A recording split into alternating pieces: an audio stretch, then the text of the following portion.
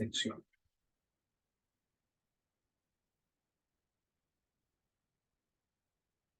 Ahí. Ven la presentación completa, ¿verdad? Excelente. Bien, llama a los primeros discípulos entonces en Galilea.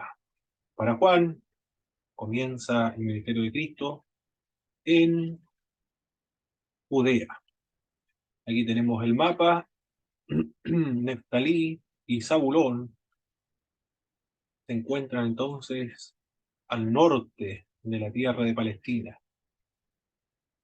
Aquí se establecieron ellos. Como carecían de fronteras o de... ¿Cómo se llaman estos? Defensas naturales. Entonces por eso que fueron las primeras en caer. Pero es precisamente en este lugar, en estas tierras, que sufrieron la cautividad, la destrucción. En el 722 van a ser los primeros que van a escuchar el Evangelio. Son la división de las tribus en el Antiguo Testamento. Esta es una vista del mar de Galilea de Tiberíades, o el mar de Tiberio. Esta fotografía lo tomé un fin de semana cuando estaba aburrido y viajé a Israel. Esta está en internet, mis hermanos, ahí lo saqué. Pero es muy hermosa la visión, ¿eh? Acá tenemos, esto lo tomé con un dron. El área de la línea costera del mar de Galilea. Ahí está Cafarnaún, este es el territorio. Cafarnaún. Ahí está el monte de las bienaventuranzas. Caná, estaba este otro territorio. Magdala. Aquí está. Toda esta es la vista de el mar de Galilea. O el lago de Galilea. Se nota que es fértil esta región, ¿eh? Como estamos observando acá. Uno cuando lo ve desde acá piensa que todo eso es desierto. Pero viendo aquí, observándolo, la orilla del mar es fértil. De acuerdo a lo que decía el libro Descubre la Biblia 1, 2 y 3, muy buenas obras para introducirse en las Sagradas Escrituras. Son 3 libros, son muy abundantes, muy voluminosos. Pero uno revisando algunos capítulos se edifica y comprende muy bien la Biblia. El autor decía que la tierra de Palestina o este sector donde Dios estableció a su pueblo es una tierra que fluye leche y miel, no solamente en el sentido de la fertilidad de la tierra, sino que también del clima. Es uno de los climas más favorables para la salud y también por el tráfico comercial, decía este autor, recuerdo. Acá está Cafarnaún o Capernaum. Aquí el Señor sigue realizando milagros, milagros extraordinarios. Marcos, nos vamos en Marcos ahora, al Evangelio que es mucho más breve.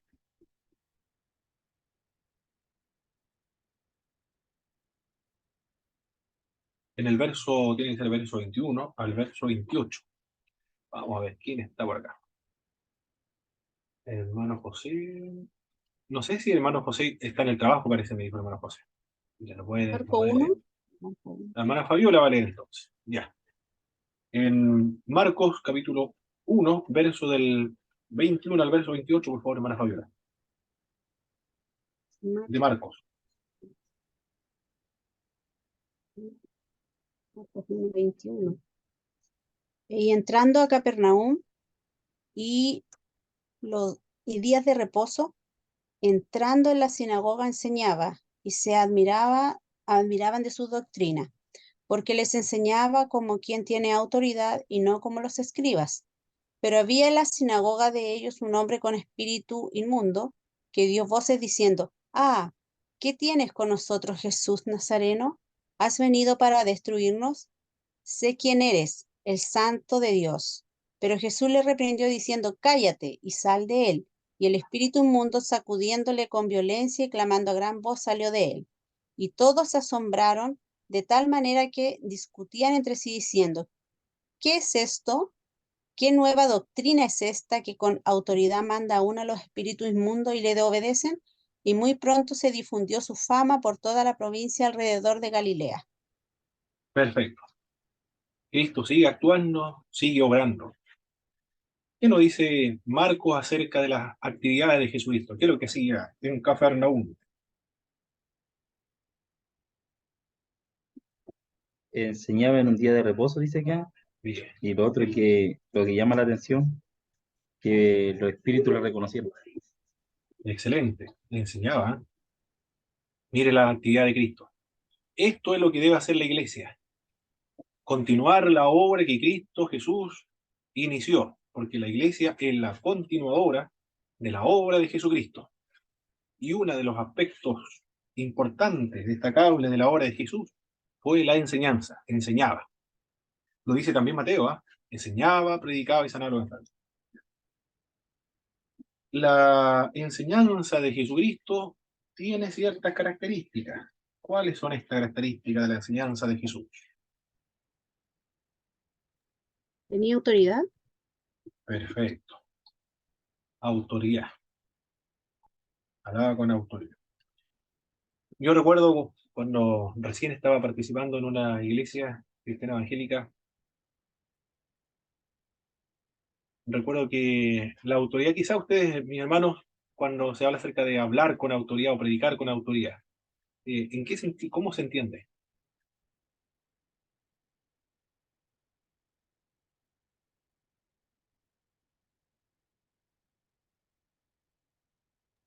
¿O qué? Como algo superior, la superioridad, como, Ah, bien, ya.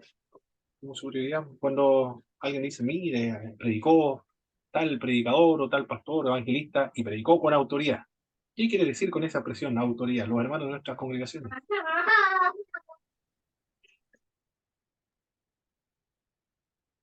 Se sintió que lo usó el Espíritu Santo. Muy bien, por ahí va. Hermana Fabiola. Que recibió el respaldo del Espíritu Santo. Ah, ok, ya, perfecto. Se puede entender de varios sentidos.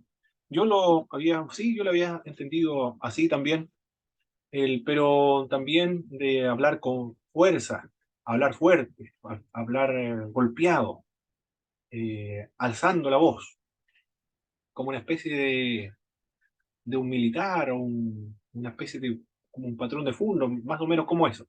Esa es la idea. Así lo había entendido cuando lo escuché por primera vez, hace muchos años atrás, cuando estaba recién en el Evangelio. Como quien tiene autoridad. Aquí dice, tiene autoridad, y no como los escribas. Esa es la autoridad. Los Hermano, escribas, ¿sí? ¿qué se refiere con no, porque hace una comparación, pues la compara con la enseñanza de los escribas? ¿Cómo era esa enseñanza? Perfecto. La autoridad de los escribas estaba basada en la ley, y cuando hablo acerca de la ley, se refiere a la ley de Moisés, a toda la Biblia. Eh, o Torá, no voy a poner Biblia porque voy a poner Torá mejor, la Torá, porque involucra toda la Biblia del Antiguo Testamento. Y también la enseñanza de algún rabino. Ya. Esa era la autoridad con la cual enseñaban los escribas. Y los profesores de teología de hoy, profesores de hoy. ¿Cuál es la autoridad? La autoridad es la Biblia y escritores autorizados. Autorizados. Para hacer trabajo de investigación, por ejemplo, tienen que ser autores o escritores que sean autorizados o que sean expertos en alguna especialidad. Antiguo Testamento, por ejemplo, Gerard Conrad, José Luis Sicre, Evodia Gianfranco Rabasi, ¿quién más? Yo recuerdo. Andrés Neger, por ejemplo, escritores autorizados del Antiguo Testamento.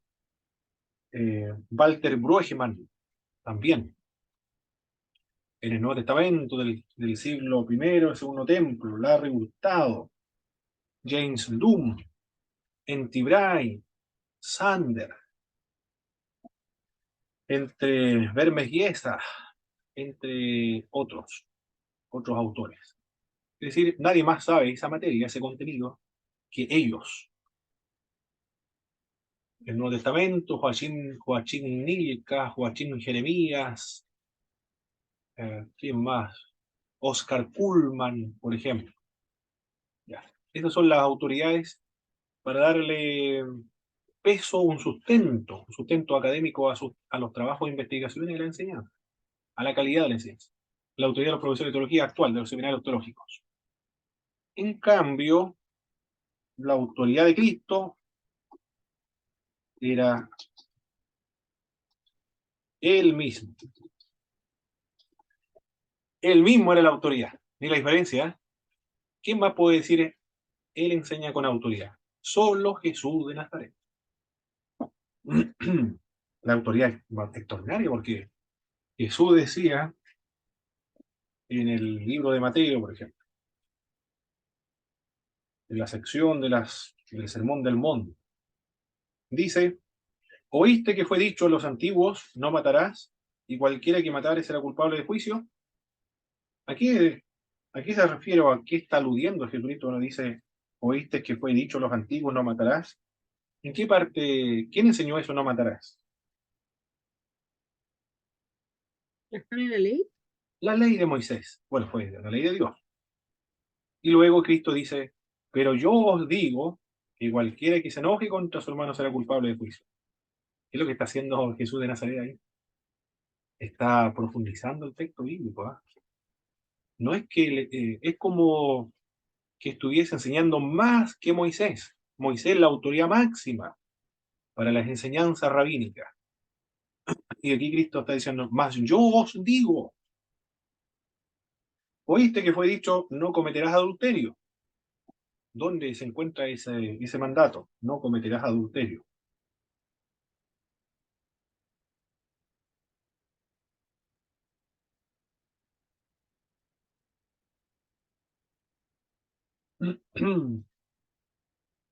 Aquí los micrófonos, mis hermanos, no tengan problemas. Tienen la ley, los La mandatos. ley, la ley de Moisés, los 10 mandamientos.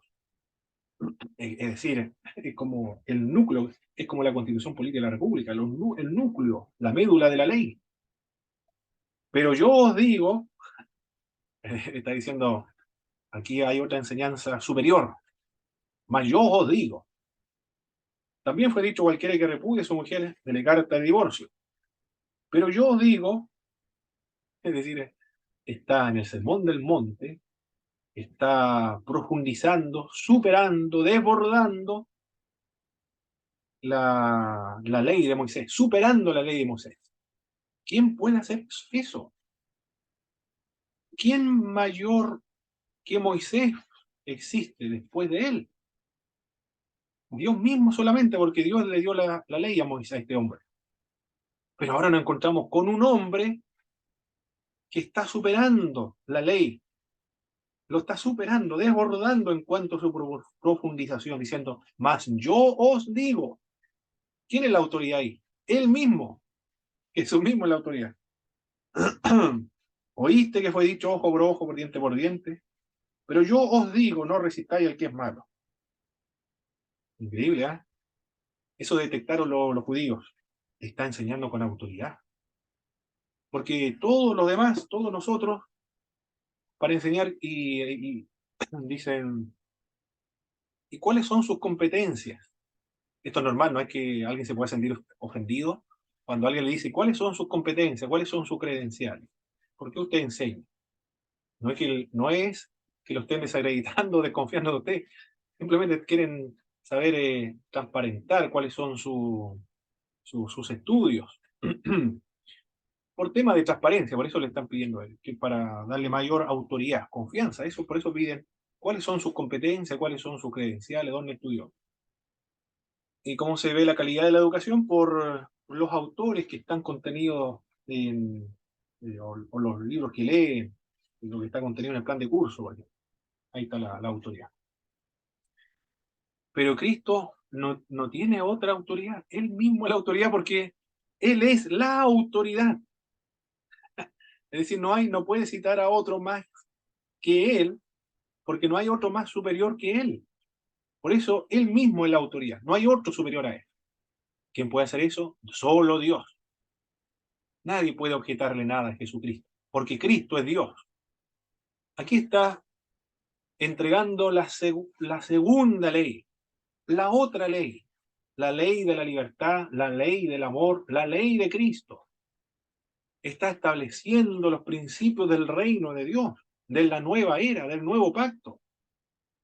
El nuevo pacto es superior al antiguo pacto. El nuevo pacto es de mejor calidad. El nuevo pacto también es espiritual, produce vida, no muerte. Algunos dicen, Jesucristo lo que está haciendo acá es usar un método propio de los rabinos de la época.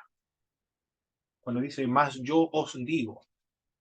Es decir, es una frase típica de los rabinos de la época. Cristo no es el único que dice, más yo os digo. También, eso es lo que decían los rabinos judíos.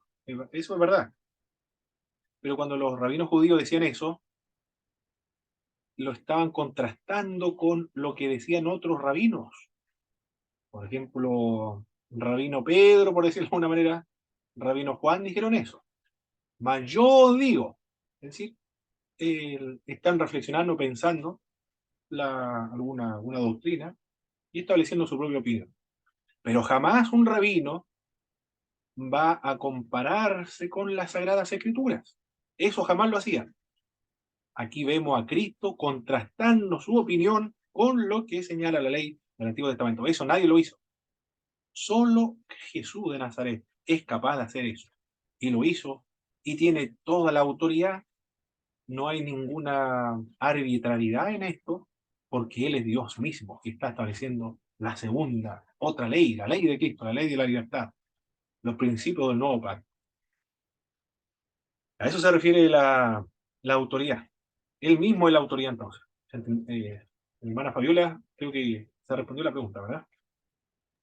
Sí, hermano. Excelente. ¿Y qué más hace Cristo? Enseñaba. Enseñaba con autoridad. ¿Qué más hacía? Eso fuera un demonio. Expulsaba demonios. Expulsaba demonios. ¿Por qué expulsaba demonios, mis hermanos? O lo deja registrado. Bueno, ¿por qué Cristo expulsaba demonios y lo deja registrado también en los evangelios? Porque él tenía la autoridad para decirle que salieran. Muy bien. Él los conocía también. También los conocía muy bien. Hay otra razón también que más, Y ellos ¿Que era el también le santo de conocían. Dios? que era santo de Dios, perfecto. ¿Qué otra Santo de razón Dios. hay para expulsar demonios? Para demostrar el poder de él, su divinidad. Perfecto. ¿Alguien más, mis hermanos? Falta algo muy importante. Recuerde una clave interpretativa de los evangelios sinópticos. Porque he llegado al reino de los cielos, al reino Por de Dios. por eso expulsa demonios, para demostrar que ya estamos en el reino de Dios. Eso es. Demostrar las evidencias de que estamos en el reino de Dios. No se olvide la clave interpretativa de los evangelios. Todo lo que ustedes dijeron está bien. No es que esté mal. Para demostrar que Él tiene poder, para demostrar que Él tiene autoridad en el mundo invisible de los espíritus, para indicar que Él es Dios. Todo eso está bien. Y todo aquello es porque el reino de Dios ha llegado. Muy bien. ¿Cuál es el procedimiento que emplea el Señor Jesucristo para expulsar el demonio? Al hermano José, todavía no le puedo preguntar. A ver, ¿quién más tengo ahora? Hermano Jonathan. ¿Cuál es el procedimiento que emplea Jesucristo para expulsar al demonio? Al espíritu inmundo, etc.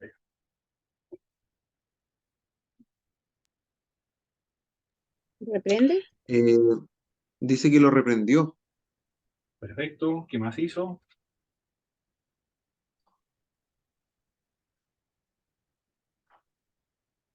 Aparte de reprenderlo,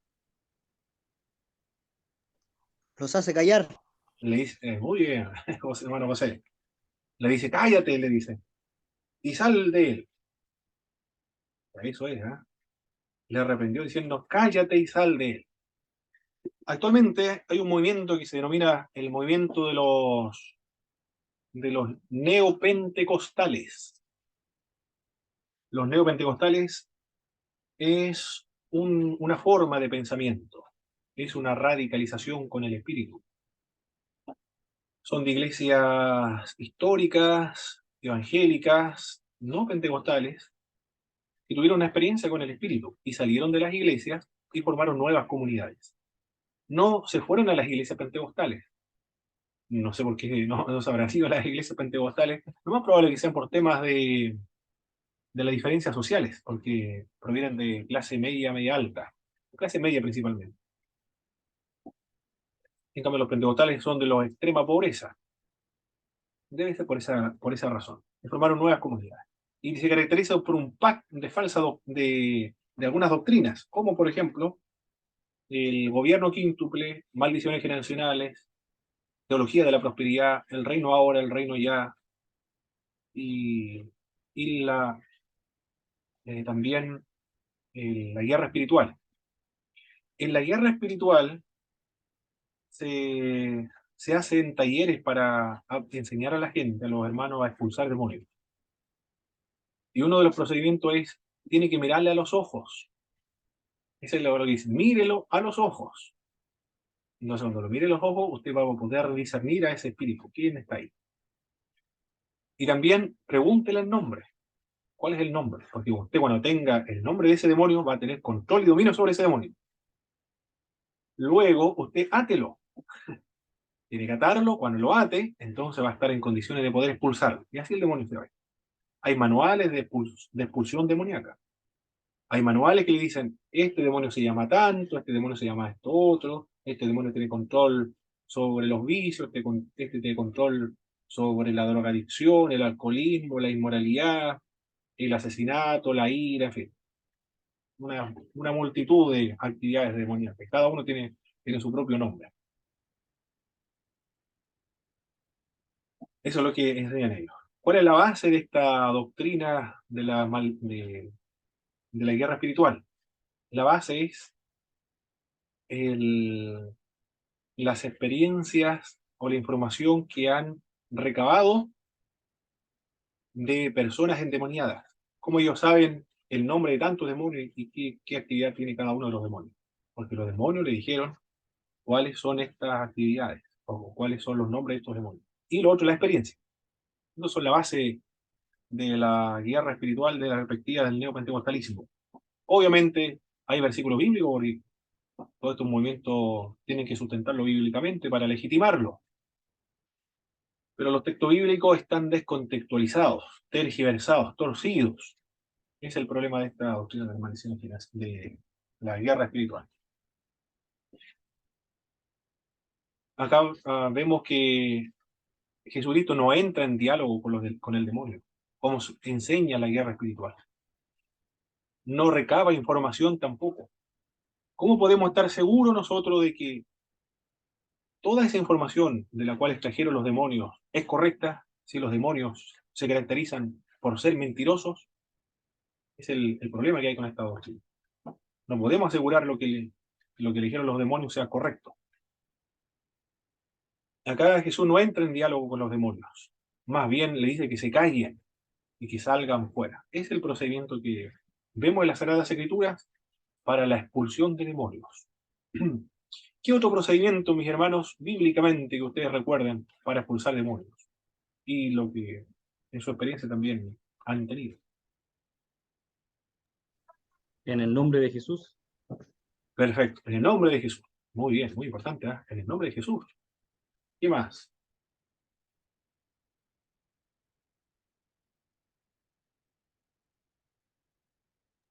atarlos, dice la parte B. Bueno, eso dice Jesucristo. Necesitaba de hombre fuerte. Y luego ha comenzado a saquear su casa. Se refiere cuando él comienza su ministerio público y a expulsar los demonios. Ha vencido y atado a Satanás en el desierto cuando lo venció en la tentación. ¿Alguien recuerda o no otra enseñanza bíblica? La preparación con ayuno y oración. Claro, también eso. Eso pues, eso pues. La oración y el ayuno. Este género no sale sino con oración y ayuno. Y la fe, en nombre de Cristo, la fe, oración y ayuno. Pero ponerse a conversar con el demonio en una oportunidad, ¿cómo vamos a saber nosotros que el demonio le está diciendo la verdad si son muy mentirosos? En una oportunidad Jesucristo conversa con un demonio y le dice, ¿cuál es tu nombre? Legión. ¿Por qué Jesús le pregunta y conversa con él? Para indicar que Cristo tiene poder, tanto poder para expulsar a uno como a muchos y a miles de demonios. Por eso conversa con el demonio. Eso es lo que aprendemos en esta parte de, de Marcos. Luego, ¿qué más vemos después de este episodio? Por aquí. Sigamos avanzando.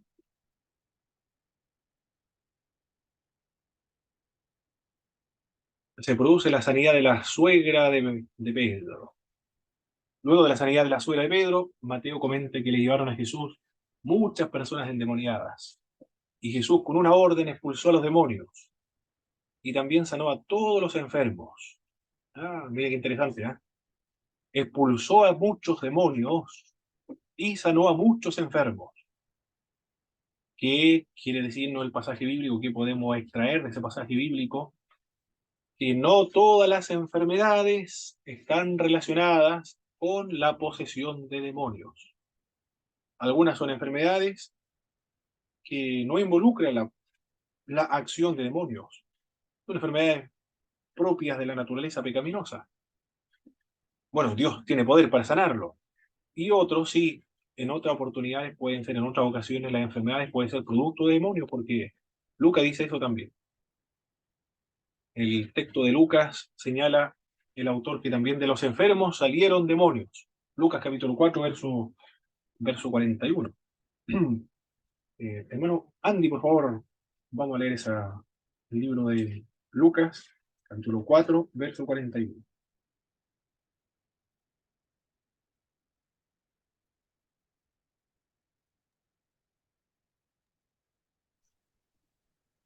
Lucas capítulo 4, versículo 31, amigo. 41. 41.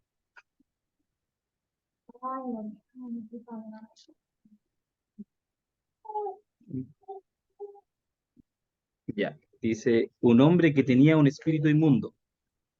Descendió Jesús a Capernaum, ciudad de Galilea, y les enseñaba en los días de reposo. ¿Hasta ahí nomás o sigo?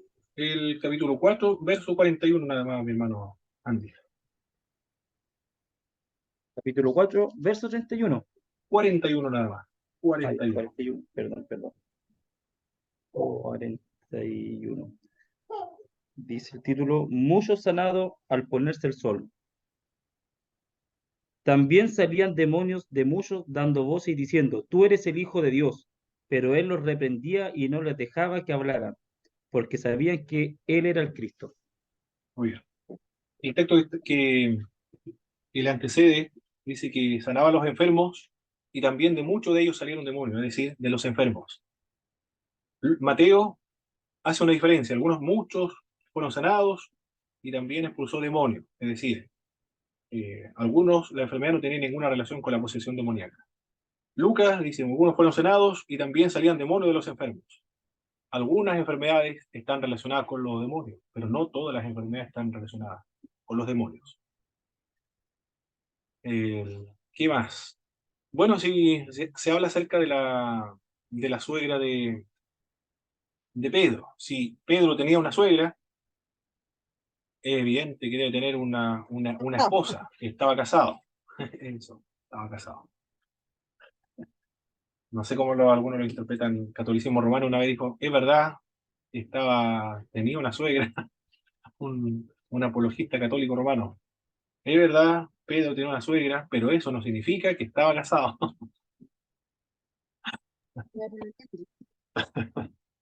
Claro, tenía suegra, el hecho de que tenga suegra no significa que estaba casado, decía el apologista católico romano. Ya. Bueno, el celibato en el catolicismo romano solamente, no en el catolicismo del Oriente. En la Iglesia Ortodoxa, mis hermanos, ellos no denominan al catolicismo romano como católico. Cuando ellos se refieren a la iglesia de Roma, dicen la iglesia de Roma, porque la iglesia ortodoxa dice, nosotros somos la iglesia católica. La otra es la iglesia de Roma nada más. Increíble, ¿eh?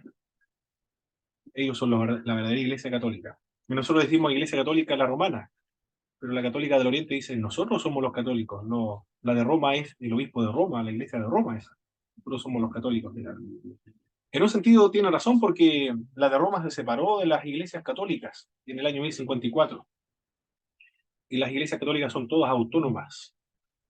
Tienen su propio patriarca u obispo. En cambio, uno de ellos, 54, se separa de toda la comunión de todas las otras iglesias católicas. Por lo tanto, la de Roma es una separación de las iglesias católicas. Es la iglesia de Roma. Y los protestantes del siglo XVI también se refiere a la iglesia católica como la iglesia romana, o el romanismo, o la iglesia papal también le denomina. Términos muy peyorativos, ¿eh? El papismo, el romanismo, las iglesias papales, fuertes los nombres. Hermana Fabiola iba a decir algo, ¿no? Sí, es que el versículo de 4:39 dice, e inclinándose hacia ella, refiriéndose a la suegra de Pedro, dice, reprendió a la fiebre y la fiebre la dejó. No dice que reprendió al demonio de la fiebre, como Exacto. es muy común cuando uno escucha que o los oficiales o los diáconos o el pastor reprenden a personas que tienen fiebre, siempre dicen, echamos fuera este demonio de fiebre que está atormentando a esta persona. Ah, claro, claro. Exactamente. Bueno, hay que ser cuidadoso ahí, no todas las enfermedades están relacionadas con el demonio, pero algunas también tienen relación con el demonio. Un pastor contaba de, para expulsar demonios, decía, le habían enseñado que tenía que conocer el nombre del demonio. Y en una oportunidad hubo una manifestación espiritual, un demonio, una persona que levantaba las manos, se contorsionaba en el piso, botaba espuma, gritaba fuerte. Y la persona que había aprendido cómo expulsar el demonio le decía, demonio, dime tu nombre, ¿cuál es tu nombre? Y la persona gritaba, se contorsionaba, movía las manos, y tiraba baba por la boca. Demonio, dime tu nombre. Y el demonio no le decía nunca el nombre. Después el demonio que estaba pulsando se cansó y le dijo, espíritu de show, sal fuera. Me estaba produciendo un tremendo show. Entonces dijo, debe ser un espíritu de show, entonces, el que poseyó a esta persona. Bueno, por ahí en muchos casos, ¿eh? Como eso. Espíritu de show. Hermano Pablo, ¿Y sí, hermano Andy? nosotros igual tuvimos una experiencia con un espíritu de demonio. Ah, ok. Y bueno, no sé si al final de la clase mejor lo cuento, pero igual es algo que eso Cuéntelo ahora, aumentó la hermano fe. Andy. ¿Ah? Cuéntelo ahora, ¿no? Ya, mire, les cuento. Eh, Hace como, antes de la pandemia, un año antes de la pandemia, yo estaba bien metido en el tema de predicar en las calles, me preparaba harto en la oración, en el ayuno. Y una vez mi mamá, después del culto, fuimos a comer a un restaurante con mi mamá. Y mami tenía que conversar conmigo y conversábamos y llaman por teléfono a mi mamá que si podíamos ir a orar por una hermana.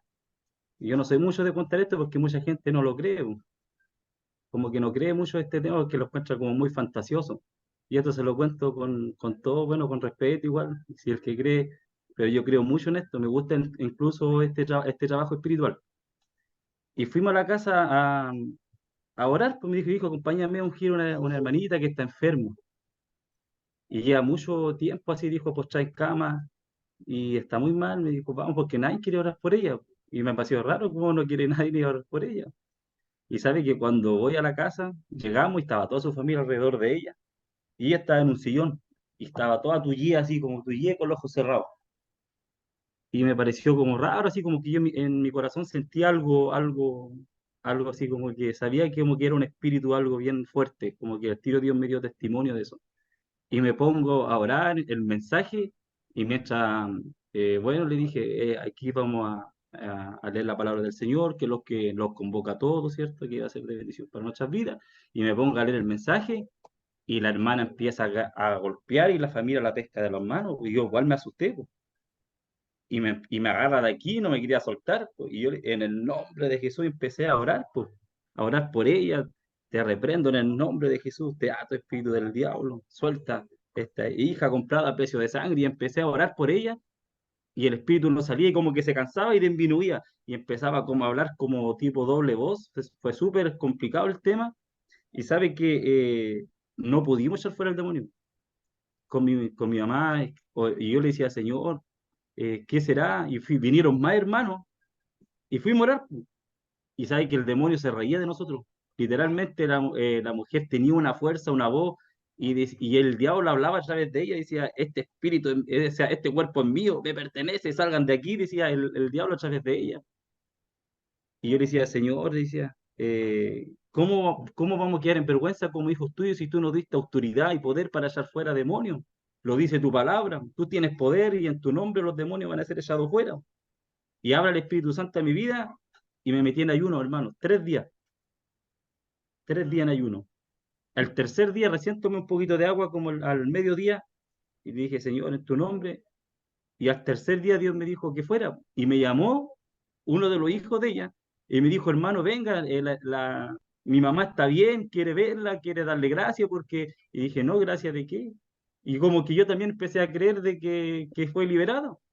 Y el Espíritu me dice que no llegara al ayuno, que siguiera nomás y que no fuera a verla.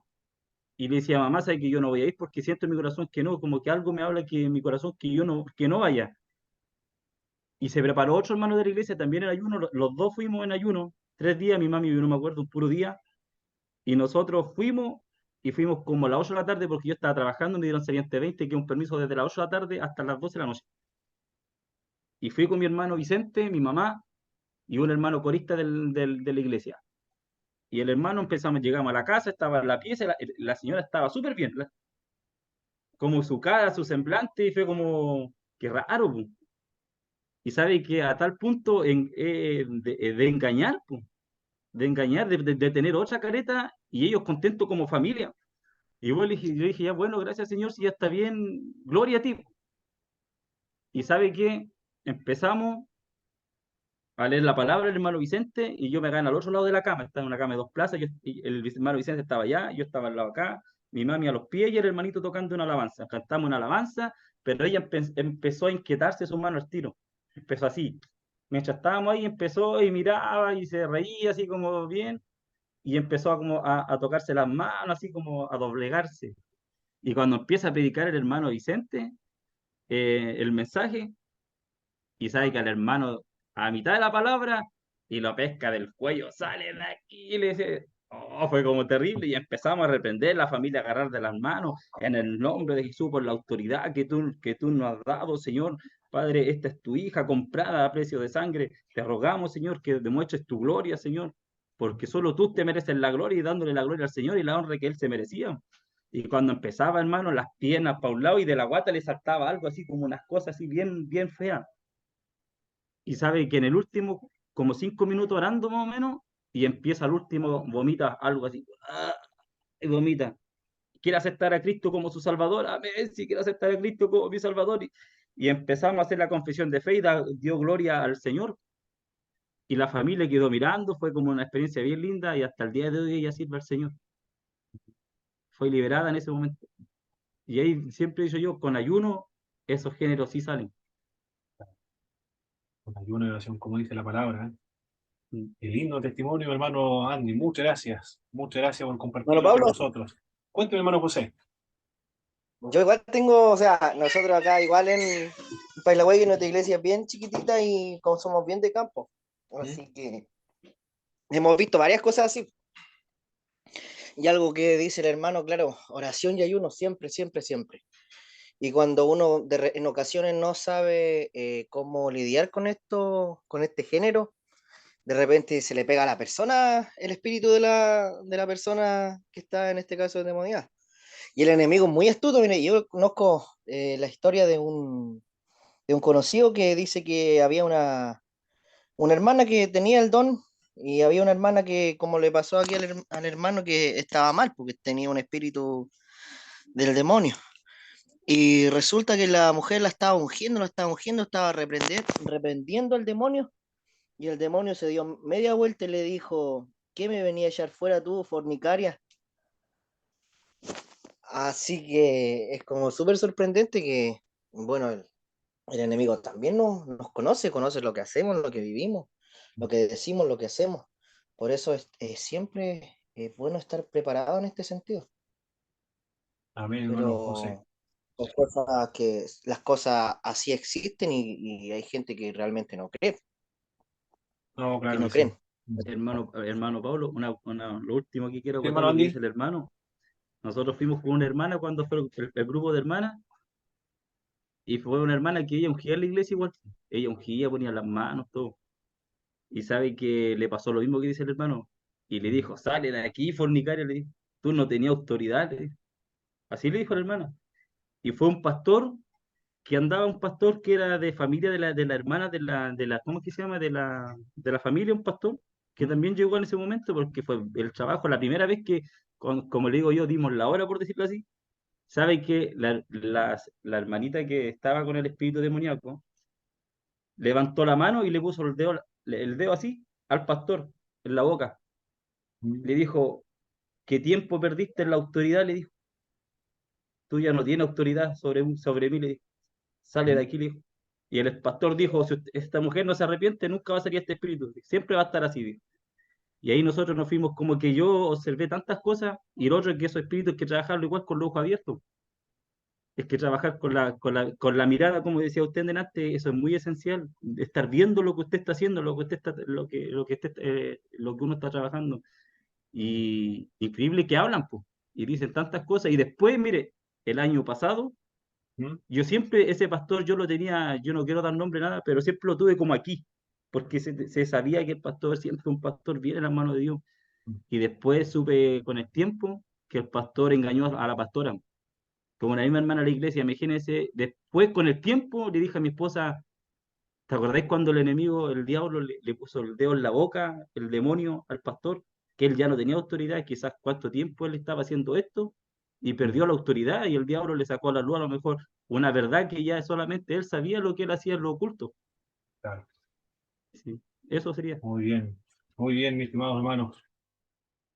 Hartas experiencias que lo han compartido con nosotros. Muchas gracias. Bien. Hermano Javier, parece que iba a decir algo, ¿no? Es que esta experiencia es pequeñita, pero es que yo no estaba preparada, po.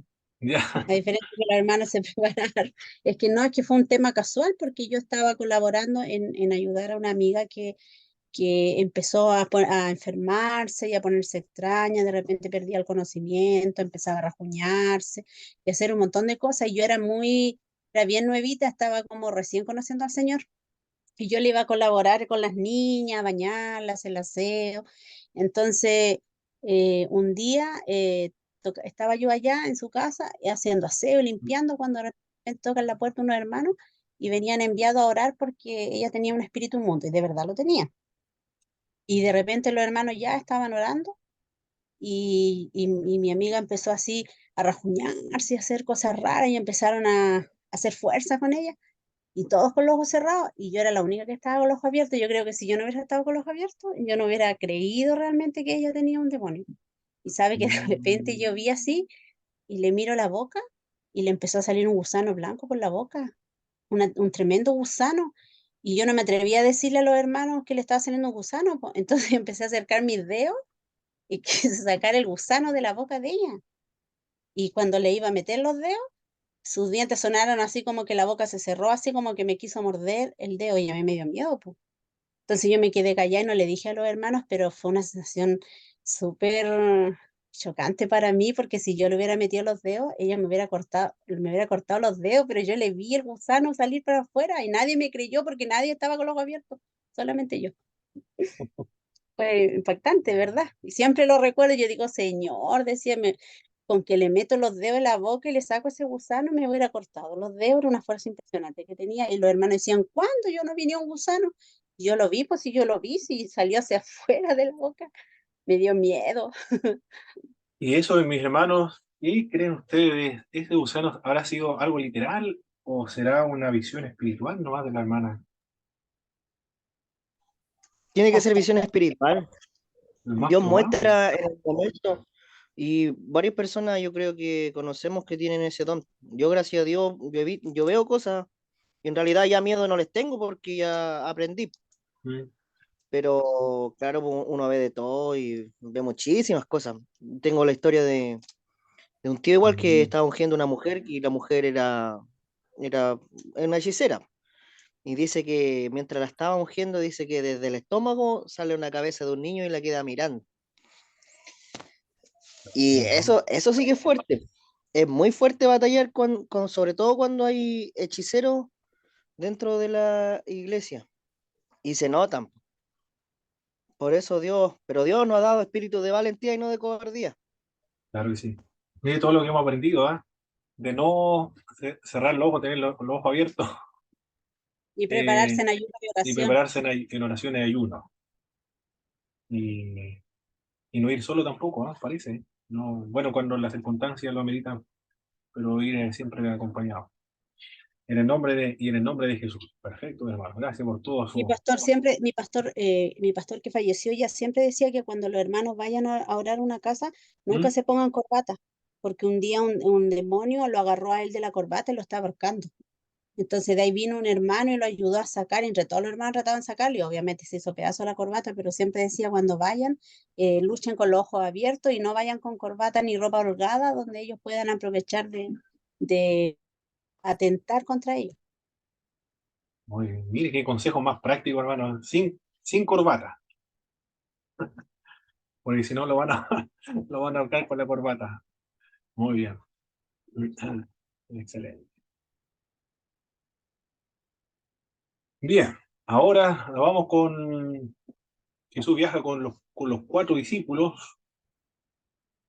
Marcos cuenta que Jesús acá se levanta muy temprano de mañana para orar en un lugar solitario para la fuerza espiritual, para el combustible espiritual, para llenar los pulmones espirituales, para que respire y viva el ser humano espiritual. Es decir, la oración es fundamental, lo más básico de todo ser humano, de todos los creyentes, lo más básico. Y lo requería Jesucristo, ¿ah? Aunque él era Dios, era la segunda persona de la Santísima Trinidad, pero él era el Dios hombre, o el hombre Dios, dos naturalezas, la humana y la divina. Ese aspecto humano requería de la oración, de la comunión con Dios. Al llegar su discípulo Simón y su compañero Jesús le señala que debía ir también a otras aldeas porque para esto había venido, para predicar no solo en un territorio, sino en toda aquella región. De modo que Jesucristo recorre toda Galilea, predicando en la sinagoga y expulsando los demonios. Sigue expulsando, en todos los textos habla lo mismo. Predicando el Evangelio, expulsando demonios, sanando a los enfermos, enseñando la palabra de Dios, expulsando demonios. Expulsa demonios para indicar que la era del Espíritu ha llegado. Por eso en el poder del Espíritu comienza a predicar, porque estamos en la era del Espíritu ahora. Y toda esta era de hoy, toda es la era del Espíritu. Por eso todos los dones espirituales están vigentes, porque estamos en la era del Espíritu. No hay ninguno que no esté vigente, porque estamos en la era precisamente, en la era del Espíritu. También Lucas dice que la preocupación de Jesucristo era preciso era preciso también predicar en otros lugares porque para eso había venido. Mateo narra que la fama de Jesús se extendió por toda Siria y le llevaba a los enfermos de todo tipo, los que sufrían graves dolores, los endemoniados, los epilépticos, los lunáticos, dice la Reina Valera, los paralíticos, y él los sanaba a todos. Los seguía de grandes multitudes de Galilea, de Cápul y Jerusalén, Judea, y la región al otro lado del Jordán. Se iba extendiendo la fama de Jesucristo. Pero estaba iniciando su ministerio. Recuerde que después, más adelante, comienza la oposición. Marcos cuenta sobre la compasión de Jesús al tocar el leproso. Se enfrenta con un leproso después. Jesús le advirtió fuertemente al leproso, quiero ser limpio, y el leproso se sanó de la lepra. Lo que pasaron en Pentateuco, la lepra, ¿qué es? No era considerado una enfermedad, sino que era considerado como una inmundicia. Simboliza el pecado. ¿En qué sentido la lepra simboliza el pecado? que, que se expande, empieza con algo pequeño, pero se expande en todo el cuerpo. Y Así así es. el pecado Se empieza desde adentro, desde el alma, y se expande en todo nuestro ser. Muy bien. Está fresca la memoria, excelente. ¿En qué otro sentido la lepra es símbolo del pecado? ¿Y su olor? Es repugnante, es Putrefacto. malo, repugnante. Incurable, así también el pecado, es repugnante, y incurable. La lepra, ¿Contagioso?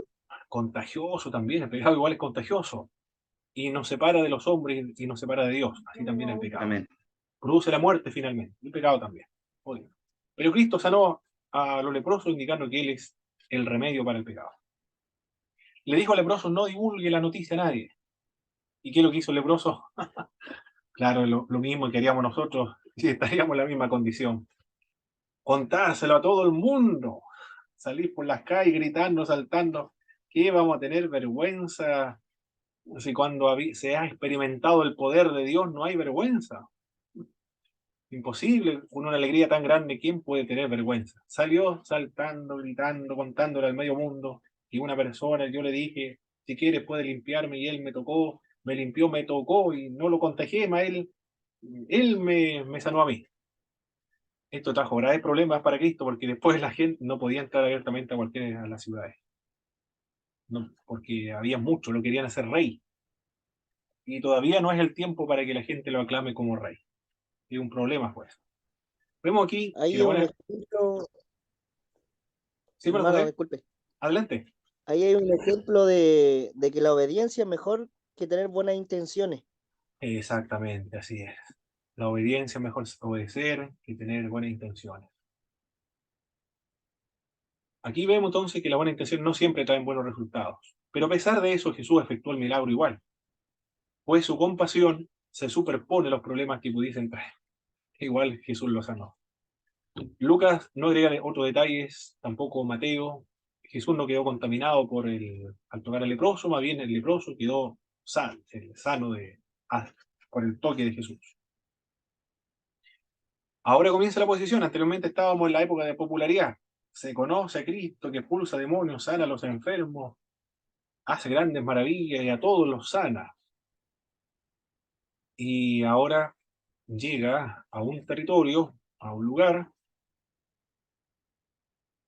y comienza la oposición. En Marcos capítulo 2, verso del 1. Vamos a andar más rápido aquí, hermano, porque ya estamos acercándonos a la hora, para terminar rápido. Pero en este pasaje, dice Marcos capítulo 2, entró Jesús otra vez a Cafarnaúm, nos encontramos acá. Después de algunos días, y se oyó que estaba en casa. Inmediatamente se juntaron muchos de tal manera que ya no cabía ni aún la puerta, y le predicaba la palabra. Entonces vinieron a él unos trayendo un paralítico que era cargado por 4. Y como no podía acercarse a él a causa de la multitud, descubrieron el techo de donde estaba y haciendo una abertura, bajaron al lecho en que yacía el paralítico. Al ver Jesús la fe de ellos, dijo al paralítico, hijo, tus pecados te son perdonados. ¿Quién es el que tiene la fe acá, al cual Cristo logró discernir lo que tenía la fe?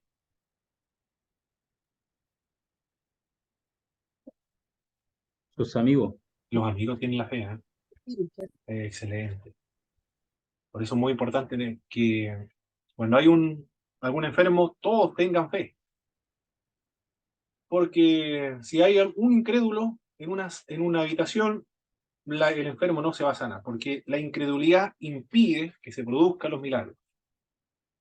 Jesucristo, cuando va a hacer un milagro, a todos los saca fuera, solamente quedan los discípulos. ¿Por qué? A los otros los saca, porque hay incrédulos, para evitar que el milagro no se produzca. Los hermanos antiguos contaban lo mismo, ¿ah? Cuando lo invitaban a las casas, todos tenían que orar, todos tenían que creer, porque la incredulidad impedía que se produjera un milagro. Yo recuerdo en un momento una hermana que padecía de asma y siempre tenía ese problema, a veces la llevaban urgente al hospital, ahogándose prácticamente. Y estuvimos en una vigilia en la casa de ella orando para que el Señor tuviera misericordia. Y una profeta dijo en ese momento, en ese instante de oración, que no la iba a sanar, porque había incredulidad en medio de lo que estaban ahí. Estábamos todos nosotros, había un buen grupo de hermanos de la iglesia, Pues estábamos preocupados, queríamos acompañarla para que el Señor hiciera un milagro. Pero una profeta dijo que no le iba a sanar porque había incredulidad. Terrible la incredulidad, impide que se manifiesten los milagros. Aquí vemos la fe de los amigos. Qué buenos amigos estos, ¿ah? Impresionante amigos así. Porque su amigo no le puede retribuir ninguna ayuda que ellos pudieran recibir de él, porque está paralítico, está enfermo. Y lo llevan. Son muy cariñosos, no lo han abandonado a pesar de la situación en la cual se encuentran. Y no pueden entrar tampoco porque está saturada de gente. Ven la oportunidad, se suben arriba al techo, desarman el techo y dejan caer a su amigo por medio de cuerda. Eran realmente comprometidos, ¿ah? Creían realmente por eso abrieron el techo. Muy escandaloso, pero por necesidad, por amor, por cariño a su amigo. Y Jesús, al ver la fe de ellos, le dijo al paralítico: hijo, tus pecados te son perdonados. Aquí comienza la oposición. El perdón de los pecados. Tus pecados te son perdonados, le dijo. ¿Cuál fue la reacción de los fariseos, de los judíos al escuchar esto? Tus pecados te son perdonados. Solo escriba acá. ¿Cuál fue la reacción de los escribas?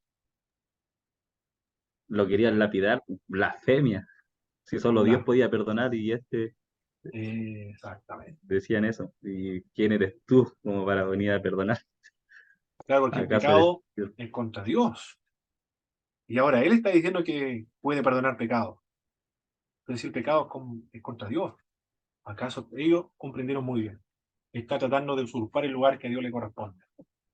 Es escandaloso que nosotros estuviésemos allí y fuéramos instruidos en la ley y en la sinagoga, quedaríamos escandalizados. Quizás nos produciría ira. ¿Cómo un hombre puede atreverse a perdonar pecados? Esto es una blasfemia. Ya. Tenemos evidencias acá de la divinidad del Señor Jesucristo.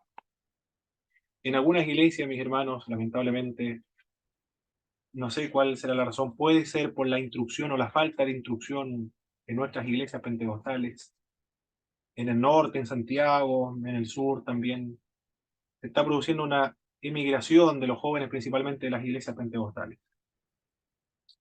Algunos por lo menos se van a otra iglesia, por ejemplo, iglesias hermanas, siguen siendo evangélicas, pero otros se van a herejías y a sectas. Una de estas sectas y herejías son la de los judíos mesiánicos, raíces hebreas, mesiánicos, nazarenos. Ninguno de ellos, ninguno de estos grupos, cree en la doctrina de la Trinidad. Algunos piensan que Jesús y Dios es el mismo, que una sola persona y un solo Dios. Otros dicen que Jesús es una criatura. Y otros son binitarios, pero ninguno es trinitario tal cual como nosotros creemos. Algunos señalan que Jesús no es Dios, es el Hijo del Hombre. Y enfatiza la humanidad de Jesucristo, pero no la divinidad. No creen, de hecho, que esté en todas partes. No creen que es omnipotente, no creen que es omnipresente. Piensan que está limitado a un solo lugar. Es una especie de arrianos, es más que hombre y menos que Dios. Pero aquí estamos viendo en esta sección evidencias de la divinidad de Jesucristo. La primera evidencia de la divinidad de Jesucristo es que Cristo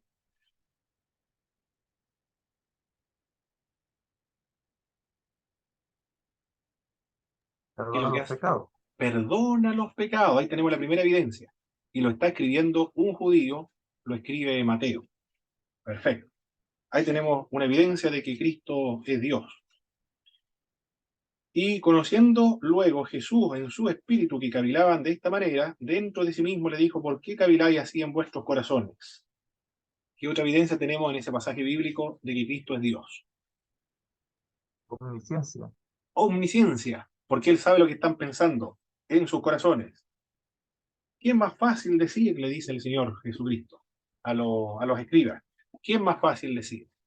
¿Tus pecados te son perdonados? O al paralítico: levántate, toma tu camilla y anda. Bueno, es fácil decir tus pecados te son perdonados. Cualquier persona puede decir eso. Pero es fácil decirlo. El que se produzca ya es otra cosa. El decirle a un paralítico, levántate, toma tu camilla y anda, y de que el paralítico se levante, ya eso es muy difícil. Un hombre no puede hacer eso. No lo puede hacer definitivamente. Pero si este hombre se levanta, toma su camilla y anda, entonces se confirma de que el Hijo del Hombre, Jesús, tiene poder para perdonar pecados. Y cuando le dice, toma tu camilla, levántate y anda, ¿qué ocurrió? A ti te digo, levántate, toma tu camilla y vete a tu casa. Entonces él se levantó enseguida y tomando su lecho salió delante de todos, de manera que todos asombraron y glorificaron a Dios diciendo, nunca hemos visto tal cosa.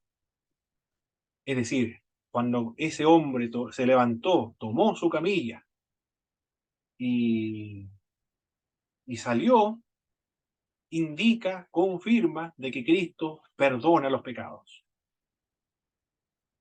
Tres evidencias de la divinidad de Cristo tenemos ahí. La primera, perdona pecados, es omnisciente y también, ¿qué otro atributo podemos conocer de Cristo en esa sección?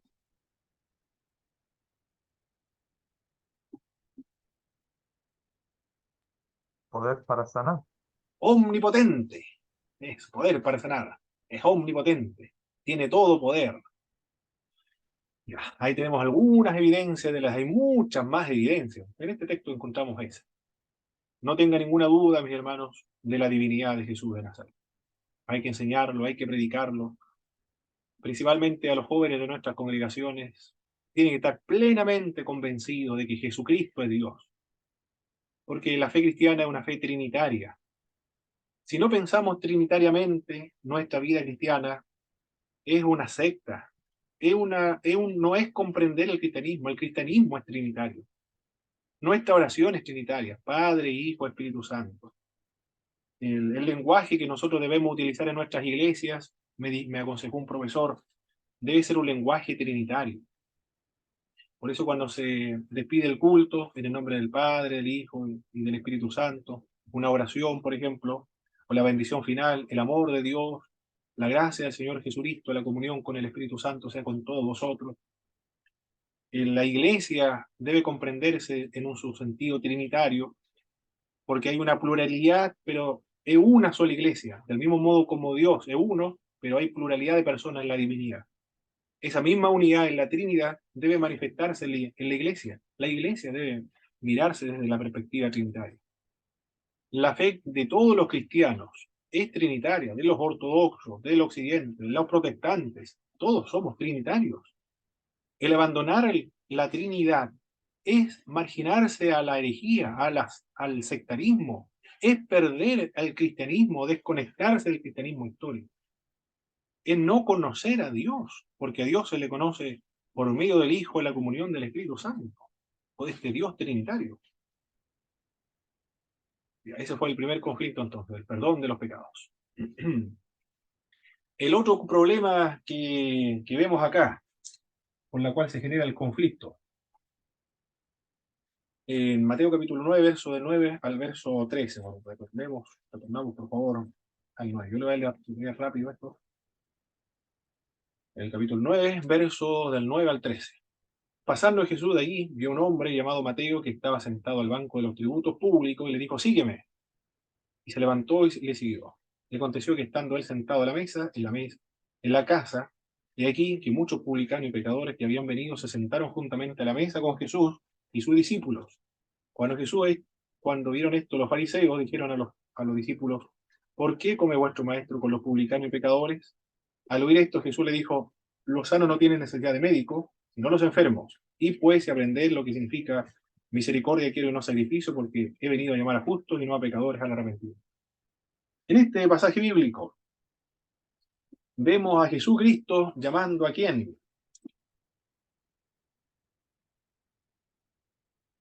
A los publicanos, los pecadores.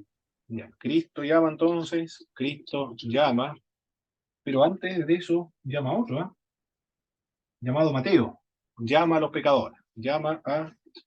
pecadores, porque Mateo es pecador. ¿Qué más vemos ¿Qué otra acción vemos a Cristo en este episodio? Llama a los pecadores, que es Mateo. ¿Qué más?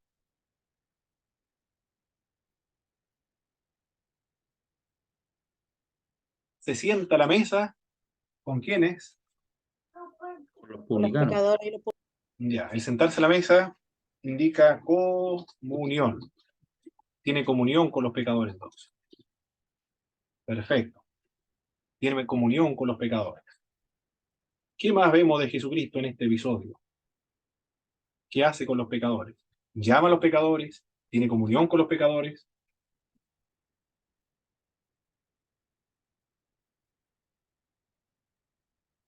¿Qué más? ¿Qué más hace Cristo a favor de los pecadores?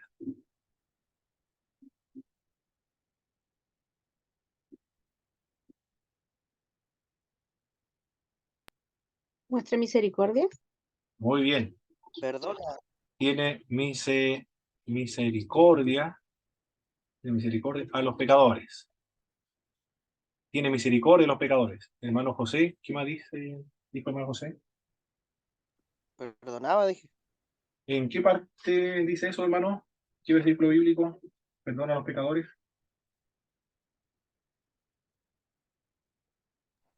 Ah, me perdí. Ah, y a Cristo llama a los pecadores, tiene comunión con los pecadores, tiene misericordia de los pecadores. ¿Qué más? Se sentaba a la mesa, dice. Eso es tener comunión con los pecadores. Muy bien. Comunión, sí. ¿Sí? Sí. Los sanos no tienen necesidad de médico, sino los enfermos. ¿Qué hace con Cristo con los pecadores? De acuerdo a ese texto bíblico, Les sanaba el alma. sana a los pecadores. Excelente, sana a los pecadores. Perfecto. ¿Qué más hace Cristo con los pecadores? ¿A qué lo llama?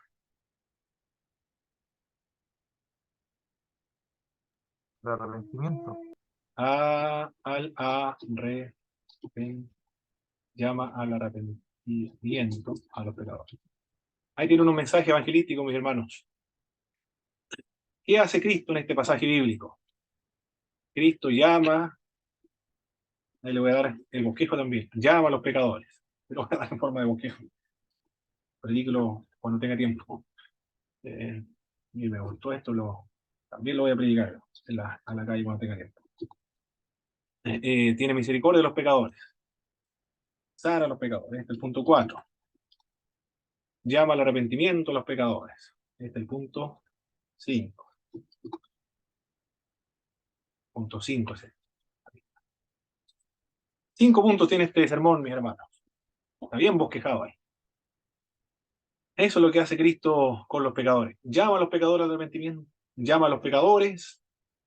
Tiene comunión con los pecadores. Tiene misericordia de los pecadores. Sana a los pecadores. Llama al arrepentimiento a los pecadores. Qué lindo, ¿no?, lo que nos dice Mateo en este episodio.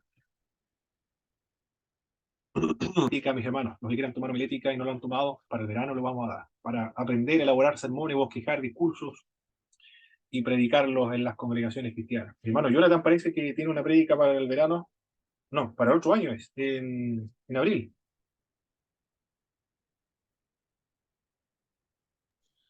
Para convención, puede Eso, ser. sí. Ya está agendado, mi hermano Jonathan. Ahí me estuvo comentando mi pastor que lo agendaron para abril, claro, el otro año, o sea, en abril. Perfecto. Muy bien, mi hermano. Vamos a tirar hasta acá.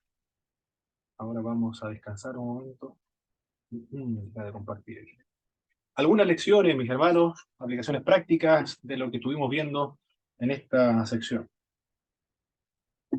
Aparte de los testimonios que ya dieron con respecto a la expulsión de demonios.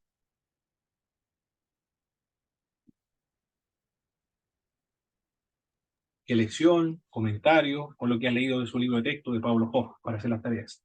Me envíen las tareas, mis hermanos, que no se olviden. Me lo envían por WhatsApp o me lo envían en Word a mi correo electrónico y yo reviso, para que no tengan muchos atrasos y no tengan mucho descuento tampoco. Hermana Fabiola iba a decir algo por eso, ¿no? No, ya conté mi experiencia de, Ah, muy bien, muy bien. de- Ya. Vamos a finalizar entonces con una